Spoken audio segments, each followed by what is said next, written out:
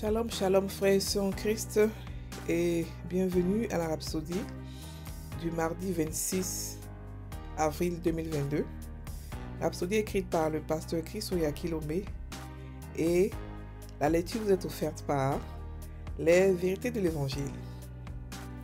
Le thème d'aujourd'hui est « Chacun est digne d'être utilisé par le Maître ». Alléluia. Et le verset de Romains 1, verset 16 qui nous dit « Car je n'ai point honte de l'évangile, c'est une puissance de Dieu pour le salut de quiconque croit. » Alléluia. Et le pasteur Christ dit « Lorsque vous étudiez les Écritures, vous constatez que certaines stratégies de gain d'âme que nous avons souvent promues ne sont efficaces que théoriquement et non pratiquement. Par exemple, nous pouvons dire que les banquiers devraient atteindre le monde des banquiers avec l'évangile, ou que les juges devraient témoigner à d'autres juges, etc. Bien que ce soit une bonne stratégie, nous devrions toujours garder à l'esprit que tout le monde est apte à l'usage du maître, ce qui signifie que n'importe qui peut atteindre qui que ce soit avec l'évangile. Alléluia. Vous n'avez pas besoin d'être un ingénieur pour conduire les ingénieurs à Christ. Ce n'est pas ainsi que la parole de Dieu se répand. Nous devons tous savoir la mentalité que nous avons, que nous sommes missionnaires. Les agents du salut de Dieu partout où nous sommes. Et donc témoigner à tous ceux que nous rencontrons. Considérez le salut de Naaman, un général respecté de l'armée qui avait la lèpre. Différentes personnes ont joué des rôles vitaux dans son témoignage, en particulier une petite fille israélite. La servante a commencé avec la femme du général.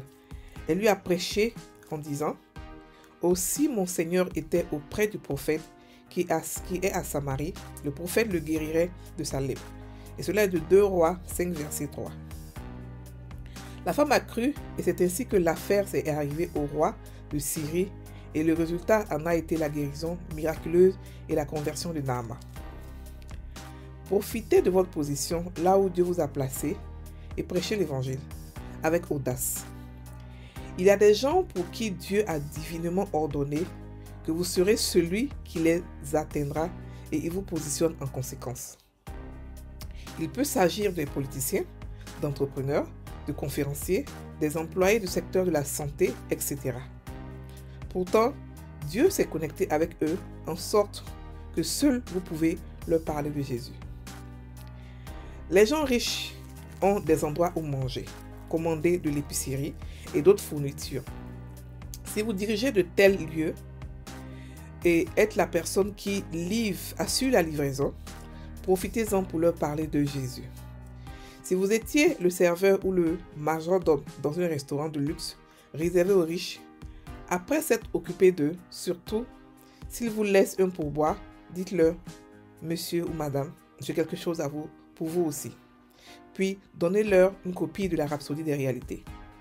Ce restaurant peut être le seul endroit et l'unique occasion pour ces personnes de recevoir l'évangile.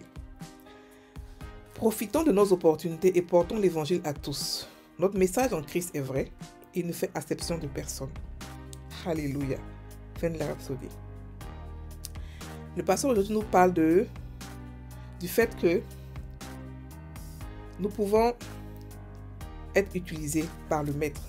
Que tout le monde ici est digne d'être utilisé par le Maître pour prêcher l'évangile.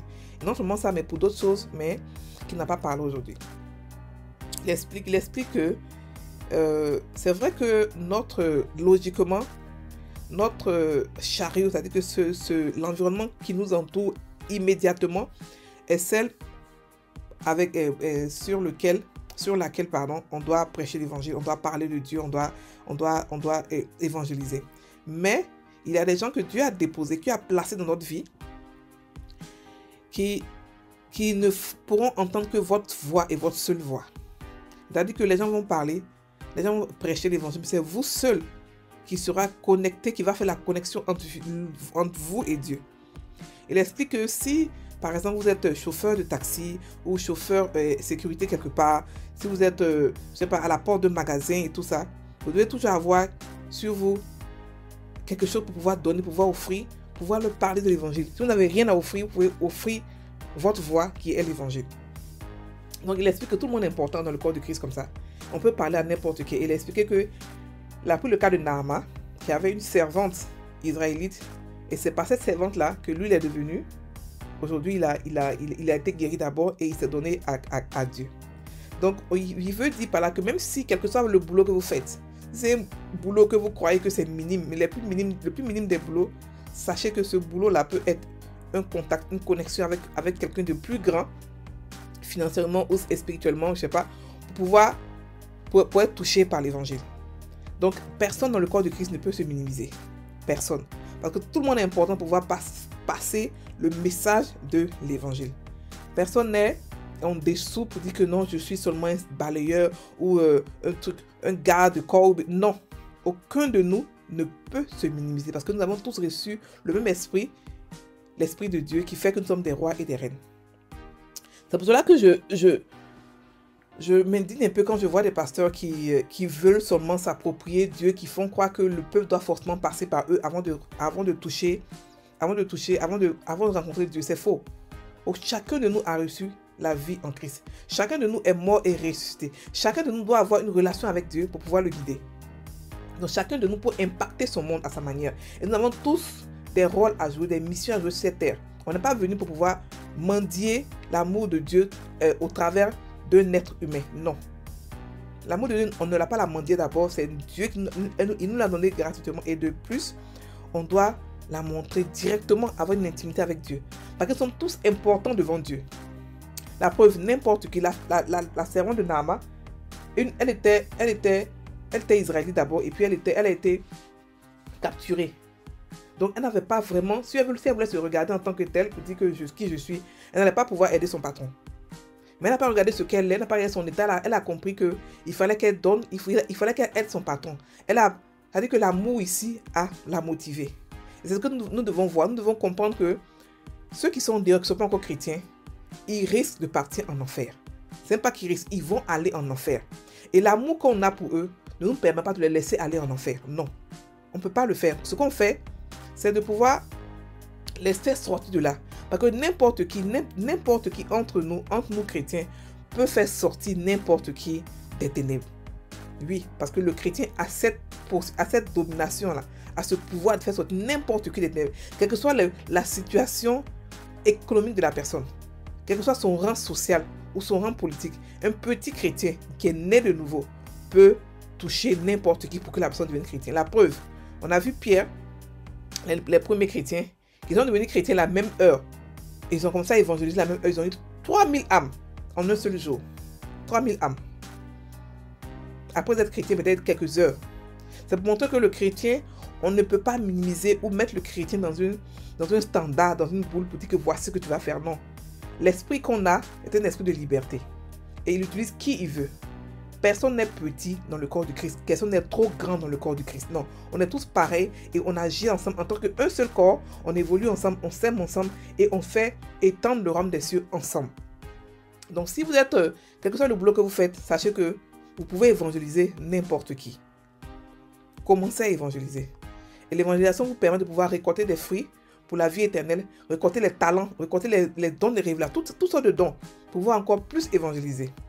C'est pour cela que c'est pas ça que Jésus a commencé. Quelle est la formule pour pouvoir évangéliser? C'est pas compliqué. La formule de Pierre, de Paul, de Jésus était enseigner, évangéliser, parler de Dieu, faire les miracles, guérir les malades. C'est simple. Alléluia. Donc frères et sœurs en Christ, pensez à toucher le monde parce que nous avons un message qui est très important. Et ce message fait que nous sommes différents, nous sommes uniques à cause de ce message. Et la manière dont nous donnons, chacun donne son message de manière différente. Moi, je parle vite par exemple. Mon message prend des gens qui écoutent rapidement, mais des gens qui parlent plus lentement, qui ont aussi leurs gens qui vont les écouter. Donc chacun a son cercle d'influence que Dieu a déposé, que Dieu a établi et que nous ne devons pas rater. Alléluia. Donc profitons de nos opportunités pour pouvoir prêcher le message de l'évangile, pour pouvoir aider les gens, pour pouvoir les amener à Christ. On fait la prière. Cher Père Céleste, merci de me rendre efficace dans le ministère de la réconciliation.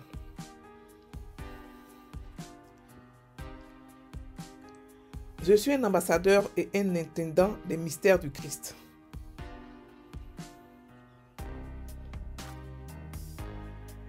Je suis un soldat dans l'armée du Christ. Je demeure militant pour apporter la parole de Dieu à ceux de mon monde, en les touchant avec l'amour du Christ et la gloire de sa grâce. Au nom de Jésus. Amen. Frères et sœurs en Christ, soyez bénis. À 5h30 GMT, nous avons l'explication de la Rhapsodie encore avec des questions sur YouTube. Vous pouvez nous suivre sur les vérités de l'Évangile. Soyez les bienvenus. Passez une très bonne journée.